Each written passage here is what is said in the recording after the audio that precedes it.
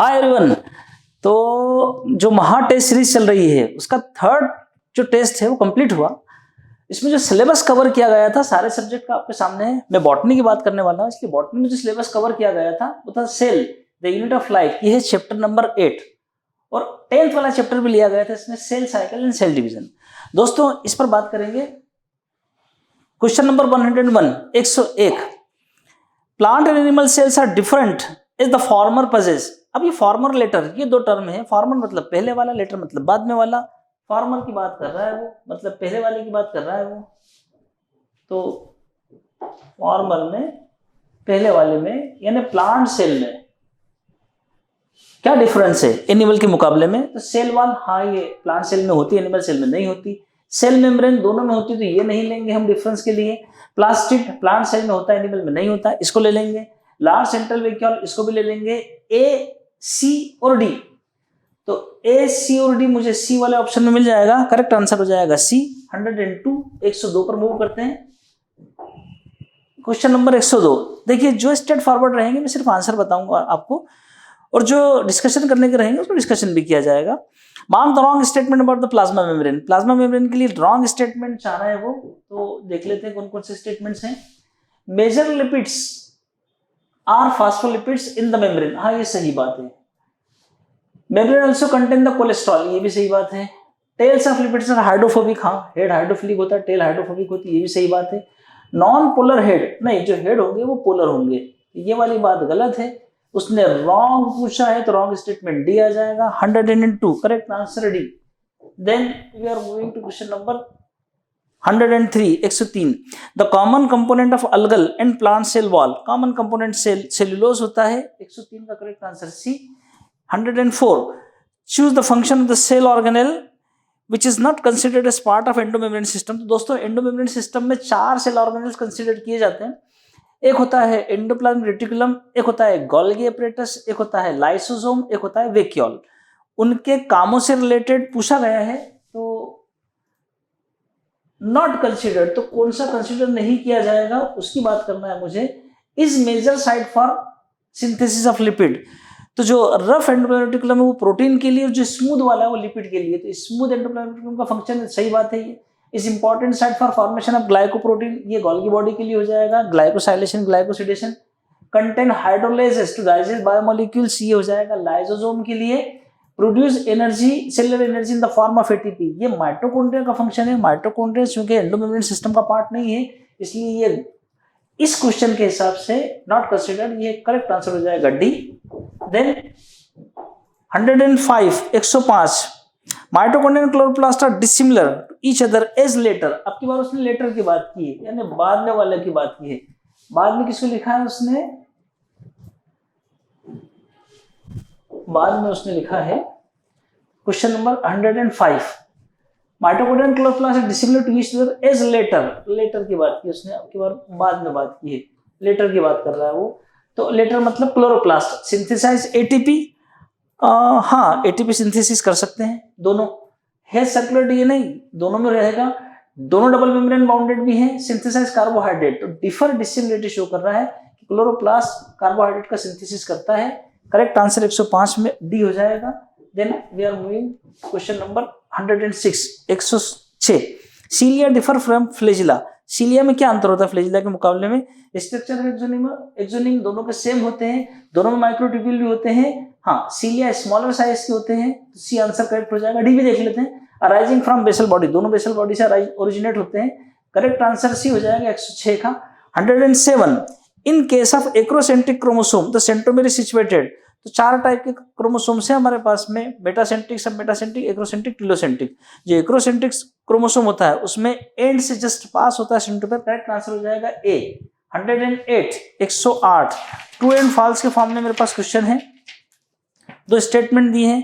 पहले वाला statement in animal cell DNA replication begins in nucleus, हाँ डीएनए रेप्लिकेशन न्यूक्लियस में है, ट्रू सही बात है, क्योंकि जो एनिमल सेल है वो यूकैरियोटिक सेल का एग्जांपल है, उसके अंदर जो डीएनए जो मिलेगा वो न्यूक्लियस के अंदर मिलेगा। Then in S phase the number of chromosomes remain the same. S phase में क्रोमोसोम का नंबर सेम रहता है, अमाउंट ऑफ डीएनए जरूर दुगना हो जाता है। करेक्ट आंसर हो जाएगा दोनों में ट्रू यानी सी। 108 के बाद 109 सिंपल क्वेश्चन है, ऑर्डर पूछा है प्रोफेज 1 का, leptotene, zygotene, pachytene, diplotene, diakinesis, correct answer B. ये क्वेश्चन 2022 में भी पूछा गया है। 109 के बाद 110, find the incorrect match. Incorrect match का बोल रहा है, देखते हैं अपन कौन सा इनकरेक्ट मैच है। पहले बोल रहा है प्रोफेज क्रोमेटिन कंडेंसेशन बिगिंस, ये तो सही है, करेक्ट है। Metaphase chromosome align themselves to equator metaphasic plate पर होते हैं, ये भी सही है। Anaphase chromatids move toward the opposite pole, ये भी सही बात है। Telophase splitting of centromere takes place, ये एनाफेज में होता है ये वाला काम, ये बात गलत है और हमारे क्वेश्चन के हिसाब से सही ऑप्शन है 110, correct answer D. Then we are moving to question number 111, 111।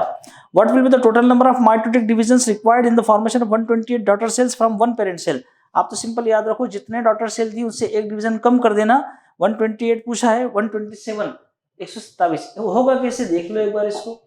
जैसे एक सेल से 2 बनी, 2 से फिर 3 डॉटर सेल्स, 3 से फिर 4, 4 से फिर 5, तो 1 से 5 डॉटर सेल्स बनी। कितने डिवीजन लगे, एक डिवीजन ये लगा, एक ये लगा 2, एक ये लगा 3, एक ये लगा 4, तो 4 डिवीजन में 5 सेल बन गए। इसी तरह से एक डिवीजन कम, 128 डॉटर सेल से ही 127 डिवीजन लग जाएंगे। ये करेक्ट आंसर हो जाएगा इसका डी। देन अगला question next 112, 112। The longest phase of meiosis first is, सबसे लंबी फेज प्रोफेज 1 होती है, जिसके अंदर 5 सब स्टेजेस होती हैं, leptotene, zygotene, pachytene, diplotene, diakinesis. तो 112 में करेक्ट आंसर हो जाएगा A. 113, 113। During interkinesis there is, interkinesis यानी 2 मियोसिस के बीच का जो गैप है वो, उसमें क्या होने वाला है इंटरकाइनेसिस में, no duplication of central animal cell. नहीं, एनिमल सेल में सेंट्रल का डुप्लीकेशन होता है, ये तो गलत बात लिखी है। No synthesis of RNA protein, नहीं होता है, ये भी गलत बात लिखी है। नो रिप्लिकेशन ऑफ डीएनए, हाँ रिप्लिकेशन ऑफ डीएनए नहीं होता, ये सही बात है। Double amount of DNA as compare to S phase, ये भी गलत बात है। करेक्ट आंसर हो जाएगा सी। 113, 113, 113 की बात कर लेते हैं। If there are 20 chromosomes in G1 phase, then what will be the number of bivalent and chromatids? 2 तरह के क्वेश्चंस में आमतौर पर सेल डिवीजन में दिक्कत आती है बच्चों को। एक amount of DNA C value वो पूछता है अलग अलग फेजेस में, उसमें परेशानी आती। एक ये जो आपका बाइवैलेंट टेट्राड, इसमें परेशानी आती। सिंपल कंसेप्ट ठीक है, तो कोई दिक्कत वाली बात ही नहीं है। 20 क्रोमोसोम, उसमें कितने बाइवैलेंट बनेंगे, 2 क्रोमोसोम से 1 बाइवैलेंट बनता है, तो 20 क्रोमोसोम से 10 बाइवैलेंट बनेंगे, 10 बाइवैलेंट बनेंगे, यानी बाइवैलेंट 10, यहाँ भी ये भी 10 है, ये भी 10 है, सही बात है। अब क्रोमेटिड, तो एक बाइवैलेंट के अंदर 4 क्रोमेटिड, यानी एक क्रोमोसोम के अंदर 2 क्रोमेटिड, 2 क्रोमोसोम के अंदर 4 क्रोमेटिड, 2 क्रोमोसोम से मिलकर एक बाइवैलेंट बनेगा। इस तरह से 40 क्रोमेटिड्स। करेक्ट आंसर आ जाएगा ए। 114, इसके बाद अपन आगे बढ़ रहे हैं 115, 115। क्या है वो, the number of microtubule doublets and triplets in flagella and centriole respectively. वो डुप्लेट हो या ट्रिपलेट हो, सबके अंदर 9+9 पेरिफेरल, डुप्लेट या ट्रिपलेट 9 पेरिफेरल होंगे, इसलिए करेक्ट आंसर आ जाएगा 9 and 9, दोनों के अंदर 9, 9। किसी को कंफ्यूजन ना हो, 9+0, 9+2 पूरे का पूछता है, ये सिर्फ पेरिफेरल का पूछ रहा है।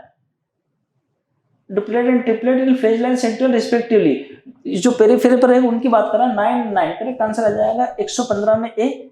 116, 116 स्टेटमेंट दिए हैं, पहले वाला पढ़ते हैं।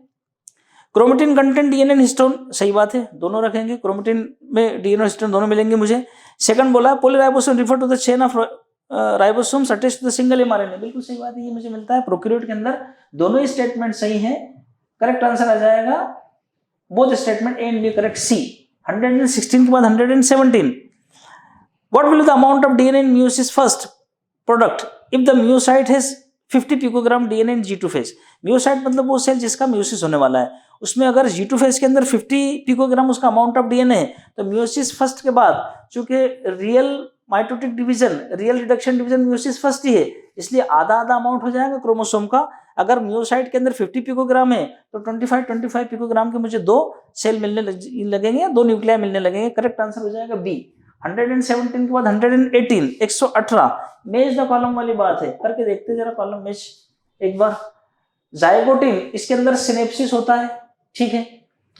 पेक्टिन, इसके अंदर क्रॉसिंग ओवर होता है।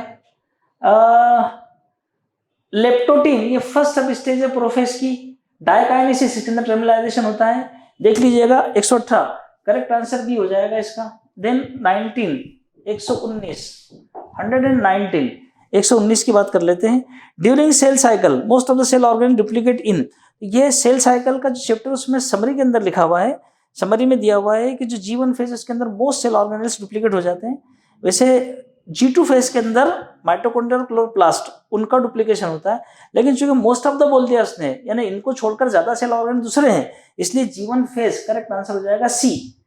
119 के बाद 120 tetrad is made up of, अपने बात कर ली थी, 2 होमोलॉगस क्रोमोसोम रहेंगे, ईच विथ 2 क्रोमेटिड रहेगा, correct answer B straight forward. 121 NCERT based question है, कुछ फेजेस दिए उसने, arrange the given diagram sequentially according stage of cell division, cell division के स्टेज के हिसाब से इन्हें अरेंज करना है। जैसे सबसे पहले सी, इसके अंदर कंडेंसेशन उतना नहीं दिख रहा है, ए उसके अंदर कंडेंसेशन ज्यादा दिख रहा है, तो नंबर 1 पर हो जाना चाहिए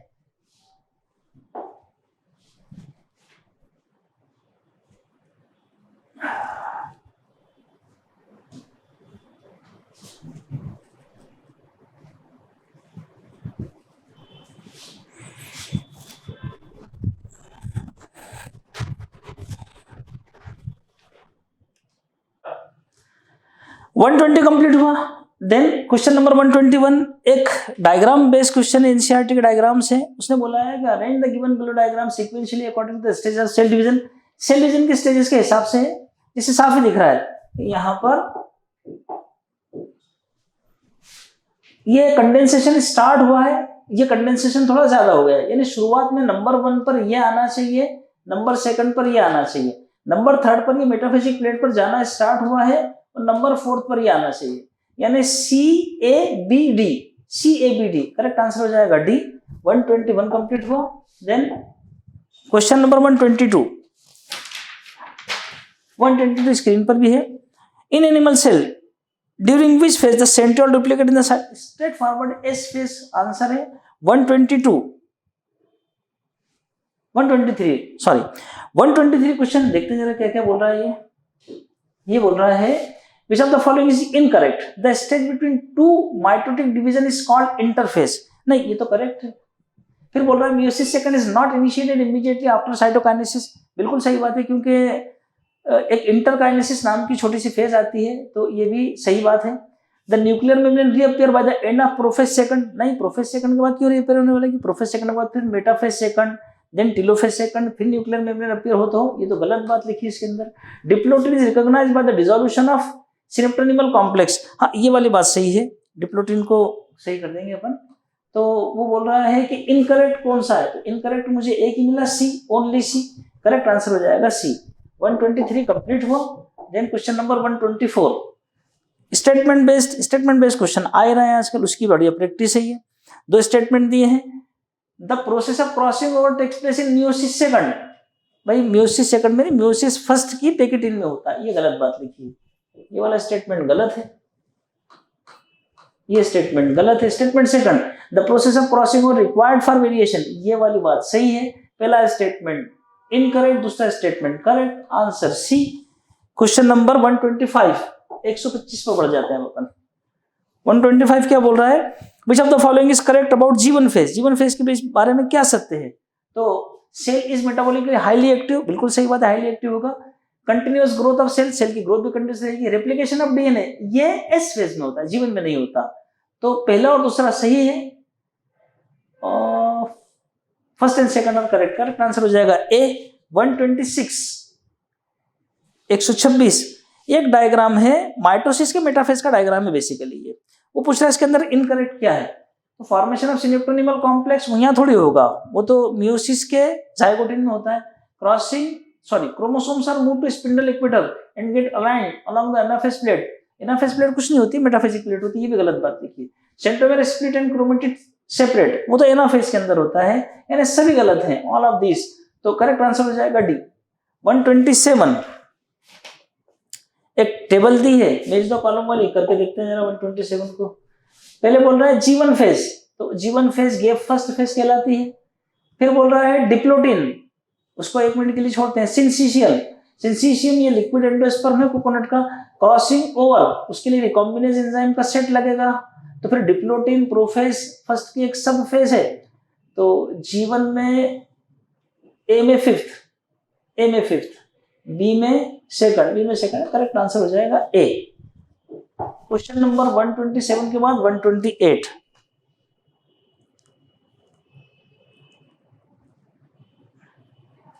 128, read the following statement and select the correct option. Correct option पूछा उसने, nucleic acid synthesize during S phase in eukaryotic cell. बिल्कुल सही बात है, एस फेज के अंदर होते ही, बोलते ही इसीलिए एस फेज है उसको।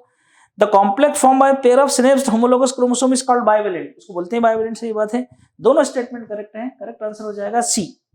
128 के बाद 129, दो स्टेटमेंट फिर दिए हैं। Cell division is very important process in only multicellular organism, नहीं सभी के अंदर मिलेगा मुझे तो।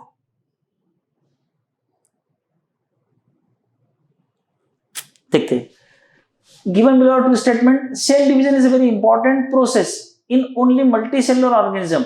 दोनों के अंदर इंपॉर्टेंट है, एक के अंदर सेल डिवीजन से ग्रोथ होगी, दूसरी चीज एक के अंदर रिप्रोडक्शन भी हो जाएगा सेल डिवीजन से। Second, the cell cycle is divided into two basic phases, दो बेसिक फेजेस के अंदर सेल डिवीजन को डिवाइड किया गया है, तो दोनों स्टेटमेंट करेक्ट हैं। 129 के बाद 130, bacterial flagellum is composed of, तो बैक्टीरिया फ्लैजेलम के अंदर फिलामेंट हाँ मिलता है, ट्यूबुलिन प्रोटीन नहीं वही मिलेगा, बेसल बॉडी हाँ ये भी मिल जाएगा, ऑल ऑफ दिस ये नहीं होगा, तो ए और सी दो करेक्ट आंसर दिख रहे हैं इसके अंदर। 130 के अंदर ए और सी दोनों करेक्ट आंसर हो सकते हैं एनसीईआरटी के हिसाब से। 131, select the wrongly matched pair, wrongly matched pair पूछ रहा है वो, देखते जरा। प्लाज्मा मेम्ब्रेन सिलेक्टिवली परमेबल होता है, ये तो सही बात है। Algal cell wall contain cellulose galactan mannan, हाँ ये भी सही बात है। Primary cell wall thin elastic and incapable of extension, primary cell wall thin elastic तो होती है लेकिन एक्सटेंशन की केपेबल होती है, तभी तो सेल ग्रोथ कर पाएगा। इनकेपेबल गलत बात है, यानी ये गलत बात लिखी है। Middle lamella amorphous cementing layer, सही बात है, ये करेक्ट आंसर हो जाएगा सी। 131 सी। क्वेश्चन नंबर 132, ये लो, what is the function of polysome, तो पॉलीसोम के अंदर translate mRNA into protein, B answer आ जाएगा स्ट्रेट फॉरवर्ड, ये होगा ट्रांसलेशन होता है। 133, what is the gram positive and gram negative, bacteria के टाइप्स हैं, करेक्ट आंसर हो जाएगा C straightforward. Question number 134, how many radial spokes are present in cilium, 9 radial spoke होती, करेक्ट आंसर बी 134। 135, दो statement दिए हैं, 135 के अंदर दो स्टेटमेंट दिए हैं, देखते हैं पहले वाला क्या बोलता है। Ribosome some non membrane bound organelle found in all cells both eukaryotic as well as prokaryotic, सही बात है, दोनों में मिलेगा मुझे, ये तो ये दोनों में मुझे मिलने वाले, ये तो स्टेटमेंट सही हो जाएगा। Statement second, the cell that have membrane bound nucleus are called prokaryote whereas the cell that lack membrane bounded nucleus are called eukaryote, उल्टा कर दिया है, गलत स्टेटमेंट है ये। Correct answer statement first is correct and statement second is incorrect, B answer आ जाएगा 135 का। 136, 136 की अब बात कर लेते हैं। 136 फिर स्टेटमेंट बेस्ड क्वेश्चन है, देखते हैं क्या बोल रहा है। Centrosome is an organelle usually containing two cylindrical structures called centrioles, बिल्कुल सही, इन्हें डिप्लोसोम भी बोलते हैं दोनों को मिलाकर। Second, both the centrioles in centrosome lie perpendicular to each other, दो स्टेटमेंट सही है, both statement first and second are correct, answer D 136। 137 फिर स्टेटमेंट बेस्ड क्वेश्चन है, पहले क्या बोल रहा है वो, glycocalyx differs in composition and thickness among different bacteria, बिल्कुल सही बात है, कुछ के अंदर वो स्लाइम लेयर के फॉर्म में रहता है, कुछ के अंदर कैप्सूल के फॉर्म में रहता है। Second statement, in bacterial cell wall provides a strong structure support to prevent the bacterium from bursting and collapsing, दोनों स्टेटमेंट सही है। 138, who among the following saw that and describe a living cell first time, N10 Molyneux, straightforward. Then what is the percentage of lipid and protein in human erythrocyte, पूछा जाता है वाला question भी, तो पहले लिपिड है 40% lipid 52% protein, correct answer C 139। 139 के बाद 140 डायग्राम बेस्ड क्वेश्चन है, क्या बोल रहा है देख लेते हैं जरा डायग्राम बेस्ड को। बोल रहा है which of the following are correct statement for the given diagram, power house of cell, हाँ ये माइटोकॉन्ड्रिया का diagram power house of cell कहलाता है। सेमी ऑटोनोमस सेल ऑर्गेन, हाँ ये इसके अंदर अपना खुद का सर्कुलर डबल स्टैंडर्ड डीएनए भी होता है, राइबोसोम भी होते हैं, बहुत सारा इंडिपेंडेंट होता है, सेमी ऑटोनोमस सेल ऑर्गेन कहलाएगा। सिंगल मेम्ब्रेन बाउंडेड नहीं, दो मेम्ब्रेन लिखा ही है वहां पर, आउटर मेम्ब्रेन इनर मेम्ब्रेन, तो ये तो गलत बात लिखी है इसके अंदर। Found only in plants and animal, नहीं ये फंजाई में भी मिलेगा और प्लांट एनिमल को छोड़कर प्रोटोजोआ या प्रोटिस्टा बोलना चाहिए अगर, उनमें भी मिल जाएगा, तो ये वाली बात भी गलत है। A part of endomembrane system, नहीं एंडोमेम्ब्रेन सिस्टम का पार्ट नहीं है, एंडोमेम्ब्रेन सिस्टम में तो 4 दूसरे सेल ऑर्गेनेल है, endoplasmic reticulum, Golgi body, lysosome और वैक्यूल, ये भी गलत है। तो ए और बी करेक्ट है, करेक्ट ही पूछा उसने, तो करेक्ट आंसर हो जाएगा ए 140 का। देन आगे बढ़ जाते हैं, question number 141। In the human idiogram one can see 4 types of chromosome, metacentric, submetacentric, acrocentric, telocentric. On what basis these 46 human chromosomes are distinguished? तो इडियोग्राम बेसिकली क्या होता है, ये डायग्रामेटिक रिप्रेजेंटेशन होता है क्रोमोसोम का, नंबर के वाइज अरेंज होते हैं ऑन द साइज के हिसाब से, शेप के हिसाब से। तो किस बेसिस पर है, on the basis of position of centromere. Centromere C, correct answer C हो जाएगा 141। 142 फिर वही आ रहा है diagram base, sorry 2 page the column है। Amyloplast, elaioplast, elaioplast, chromoplast, chloroplast. Chloroplast के लिए तो हो जाएगा क्लोरोफिल, अमाइलोप्लास्ट वो स्टार्च यानी कार्बोहाइड्रेट के लिए हो जाएगा, इलियोप्लास्ट ऑयल या फैट के लिए हो जाता है, एलियोप्लास्ट प्रोटीन के लिए हो जाएगा, क्रोमोप्लास्ट जिंतोफिल। करेक्ट आंसर इसके हिसाब से देख लीजिएगा, बी आंसर करेक्ट आ जाएगा। इसके अंदर ए के साथ पी, ये ए के साथ पी चल रहा है। देन 142, इसके बाद क्वेश्चन नंबर 143 फिर आया है कुछ, arrange the following sales in ascending order of their size. Descending मतलब बड़े से छोटा, असेंडिंग मतलब छोटे से बड़ा। सबसे छोटा माइकोप्लाज्म नंबर 1 पर यह आना चाहिए। नंबर 2 बैक्टीरियल सेल, एनसीईआरटी में 2 अलग अलग जगह पर 2 अलग अलग डायमेंशंस दिए बैक्टीरिया के, अगर फिगर पकड़े तो 1 से 5 माइक्रोमीटर का साइज हो जाएगा। 2nd नंबर पर यह आना चाहिए। Human RBC 7 micrometer. 3rd number पर यह आना चाहिए। ऑस्ट्रिच का एक तो सबसे बड़ा सेल का एग्जाम्पल है। 4 नंबर पर यह आना चाहिए। तो 1 4 3 2, 1 4 3 2 करेक्ट आंसर भी हो जाएगा 143 का। 144, what is the correct relation between 70s and 80s ribosome? क्या relation? In both large subunits same, नहीं गलत बात है। In both small subunits are same, ये भी गलत बात है। In both large units are different, हाँ दोनों में लार्ज यूनिट अलग अलग है। Both are present in Trypanosoma. Trypanosome basically क्या है, एक फ्लैजिलेट प्रोटोजोन है, उसके अंदर दोनों मिल जाएंगे मुझे। उसके साइटोप्लाज्म के अंदर 70s का मिल जाएगा, सॉरी 80s का मिल जाएगा, और उसके माइटोकॉन्ड्रिया के अंदर 70s का मिल जाएगा। तो सही आंसर आ जाएगा आपका सी और डी दोनों सही है। सी और डी दोनों सही है ना, करेक्ट आंसर सी 144। 145 145 इसको भी देख लेते हैं जरा फटाफट, तो कार्यक्रम समाप्त करें। वो बोल रहा है कि which of the following is are significance of cell wall? Cell wall की क्या सिग्निफिकेंस है? Cell wall give shape to the cell and protect the cell from mechanical damage and infection, सही बात है। It helps in cell to cell interaction, ये भी सही बात है। It provide barrier to undesired macromolecule, ये भी सही बात है। सब के सब सही है, correct answer C 146। Select the incorrect match. Incorrect match देख लेते हैं जरा एक नजर। वो बोल रहा है thylakoid flattened membranous sacs in stoma plastid, ये तो करेक्ट है। Cisternae disc shape sacs in Golgi apparatus, ये भी सही बात है। Ribosome seen in eukaryote but not in prokaryote, ये गलत बात है, दोनों जगह मिलता है। Centriole seen in animal cell but not in higher plant, हाँ लोअर प्लांट में मिल जाता है, हायर प्लांट में नहीं मिलता, ये भी सही बात है। करेक्ट आंसर आ जाएगा सी 146 का सी। 147 पर मूव करते हैं अपन। 147 select the incorrect statement about the sub metacentric, देख लेते हैं जरा एक नजर। इनकरेक्ट इसमें अबाउट सब मेटासेंट्रिक ले, centromere is present slightly away from the centre, तो वो इनकरेक्ट का पूछ रहा है, ये तो करेक्ट है। क्रोमोसोम से equal arms called P arm and Q arm, metacentric के लिए ये भी करेक्ट है। अपीयर एल शेप्ड, तो मेटासेंट्रिक एल शेप थोड़ी दिखेगा, वी शेप दिखेगा, ये गलत बात है। और हेट्रोब्रेकियल यानी आर्म्स यानी क्रोमेटिड्स उनके अलग अलग साइज के होंगे, नहीं ये भी गलत बात है। मतलब इनकरेक्ट स्टेटमेंट चुनना है। और हेट्रोब्रेकियल ये भी इनकरेक्ट है। Incorrect statement about the sub metacentric, सब मेटासेंट्रिक के लिए तो सही बात है ये।